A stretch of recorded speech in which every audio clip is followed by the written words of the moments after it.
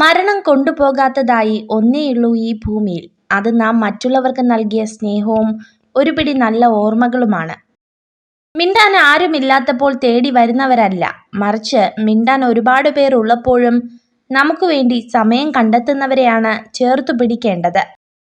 ഒരാളുടെ യഥാർത്ഥ സ്വഭാവം എന്താണെന്നറിയാൻ അയാൾ തന്നേക്കാൾ താഴ്ന്നവരോട് എങ്ങനെ പെരുമാറുന്നു എന്ന് ശ്രദ്ധിച്ചാൽ മതിയാകും. മനസ്സിലാവേണ്ട കാര്യങ്ങൾ മനസ്സിലാവേണ്ട സമയത്ത് മനസ്സിലാവില്ല.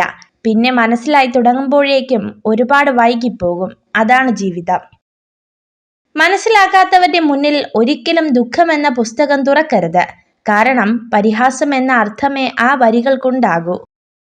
നിങ്ങൾ ജീവിതത്തിൽ വിജയിക്കണമെങ്കിൽ തീർച്ചയായും പാലിക്കേണ്ട ഒരു നിയമമാണ് ഇനി പറയുന്നത്. നിങ്ങൾ നിങ്ങളോട് തന്നെ ഒരിക്കലും കള്ളം പറയരുത്.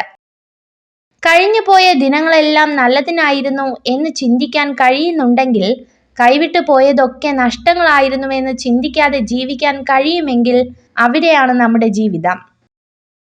നമ്മുടെ മനസ്സിന്റെ മുൻവാതിലും പിൻവാതിലും തുറന്നിടുക. ചിന്തകൾ കടന്നു വരുന്നത് പോലെ കടന്നു പോകാനും അനുവാദം നൽകുക. സ്നേഹവും ബഹുമാനവും ആദരവും ലഭിക്കേണ്ട ആദ്യത്തെ വ്യക്തി സ്വയം തന്നെയാണ്. നമ്മെ നമുക്ക് സ്നേഹിക്കാൻ കഴിയുന്നില്ലെങ്കിൽ മറ്റൊരാൾക്ക് കഴിയുമോ? ഒരു മരത്തിന്റെ ജീവൻ അതിന്റെ വേരുകളിലാണ്, ഭംഗിയുള്ള പൂക്കളിലല്ല. അതുപോലെ പുഞ്ചിരിക്കുന്ന മുഖങ്ങളിലല്ല. നന്മയുള്ള മനസ്സുകളെയാണ് തിരിച്ചറിയേണ്ടതും കൂടെ നിർത്തേണ്ടതും. ലോകത്തെ ഏറ്റവും വലിയ ക്രൂരത എന്താണെന്നറിയാമോ?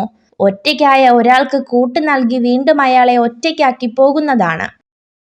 മുനയൊടിഞ്ഞ് തേഞ്ഞു തീരുമ്പോഴാവും മനസ്സിലാക്കുക, ചിലരുടെ ജീവിതങ്ങൾക്ക് നിറം പകരാനുള്ള വെറും കളർ പെൻസിലുകളായിരുന്നു നമ്മളെന്ന്. പ്രചോദനത്തിനായി ഒരിക്കലും കാത്തിരിക്കരുത്. കാരണം അത് നിങ്ങളെ തേടി നിങ്ങളുടെ പിന്നാലെ ഒരിക്കലും വരികയില്ല. ഒരു വടിയൂന്നി നിങ്ങൾ അതിന് പിന്നാലെ പോവുക തന്നെ വേണം.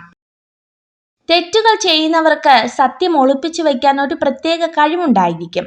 പക്ഷേ സത്യം പറയുന്നവന് ഒളിപ്പിച്ചു വയ്ക്കാൻ ഒന്നും തന്നെ ഉണ്ടാവില്ല. തണൽ നൽകിയ വൃക്ഷങ്ങളെല്ലാം വെയിൽ കൊണ്ടിട്ടുണ്ട്. ഫലം നൽകിയ വൃക്ഷങ്ങളെല്ലാം കല്ലേറ് കൊണ്ടിട്ടുണ്ട്. സ്നേഹം നൽകിയ മനുഷ്യരെല്ലാം ഹൃദയം പൊട്ടി കരഞ്ഞിട്ടുമുണ്ട്.